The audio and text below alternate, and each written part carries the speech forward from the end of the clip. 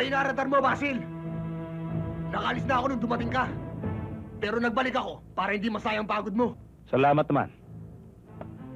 At dahil dyan ginawa mong kasing ikli ng tulay na yan ang buhay mo. Nakakalimot ka yata. Teritoryo ko to. Hindi ako naglalakad ng nag-iisa.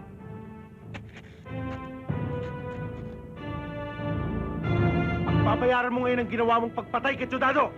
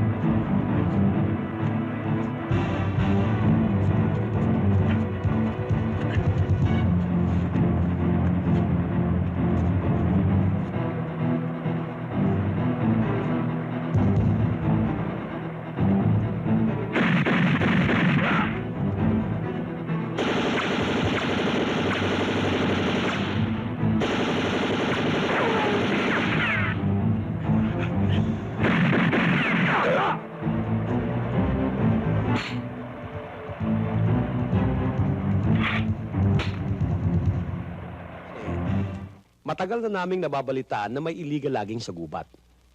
Wala namang order na makialam kami, kaya hinayaan na lang namin.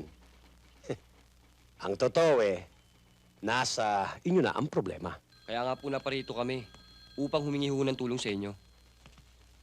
Magandang umaga po, Mayor. Yes, good morning. Pinatatawag po raw niyo ako. Sina Engineer Lucero at Engineer Rason ng Bureau of Forestry. Kumusta po kayo? Mabuti po naman. Kumusta po? Mabuti ho. Andres, kailangan nila ng ating tulong para matigil na ang illegal logging sa kabundukan na nasa ating jurisdiction. Ano po ang gusto niyong gawin ko? Kung mapapakiusapan mo ang may-ari na itigil na ang kanilang illegal logging, mas maganda. Huwag ko kayo mag-alala.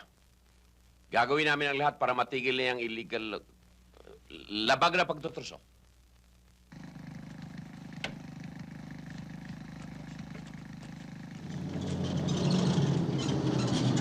Si Mr. Gallego. Nandun po, sir. Sige. Sige rito.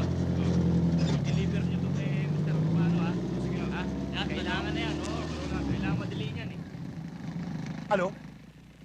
Itigil ko ang aking pagtotroso? Aba, patrolman manambit. Hindi ako magtatagal sa negosyong ito kung wala akong koneksyon. At hindi lamang basta koneksyon. Alam ko yun, Mr. Gallego.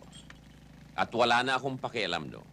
Kaya lang naman ako narito sa opisina mo ay para tupdin ang ipinag-uutos sa akin. Pulis ka lang manambit. At ikaw naman, Mr. Gallego, magtutroso lang.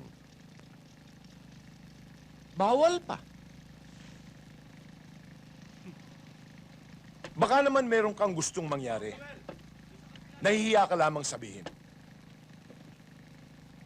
Kung pawid ang bubong ng bahay mo, gawin nating yero.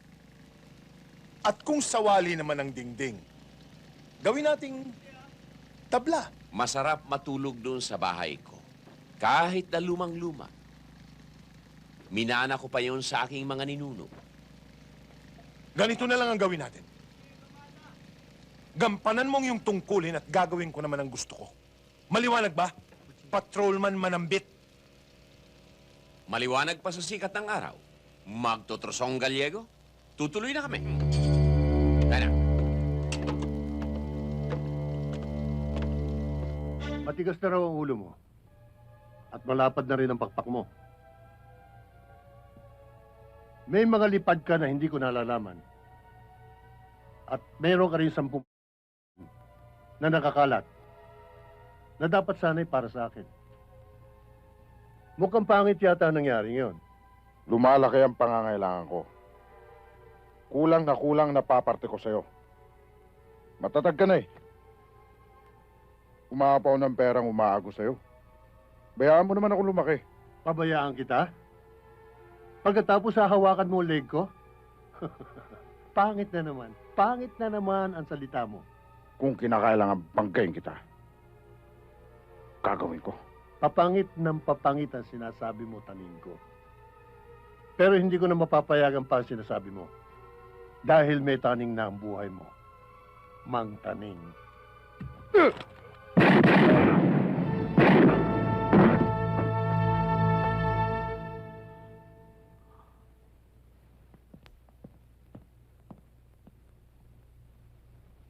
So far, ma'am, yun ang projected profits natin for next quarter.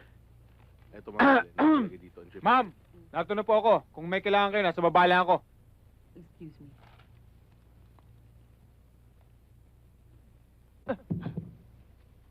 Bakit, ma'am? Hindi ba sinabi ko na sa'yo na ayoko may nakapasak sa tenga mo? Hindi ka ba marunong sumunod sa utos? Ha? Sorry, ma'am, nakalimutan ko. Ano ba itong pinakikinggan mo at ayaw mo mahiwalay sa tenga mo? Diyos ko. Eh, matanda pa sa lolo't ninunong mo itong mga tugtog nito. Pinagtsatsagaan mo to? Ha? Huwag kang aalis, ha? May lakad ako mamayang gabi. Doon ka lang muna sa baba. Yes, ma'am.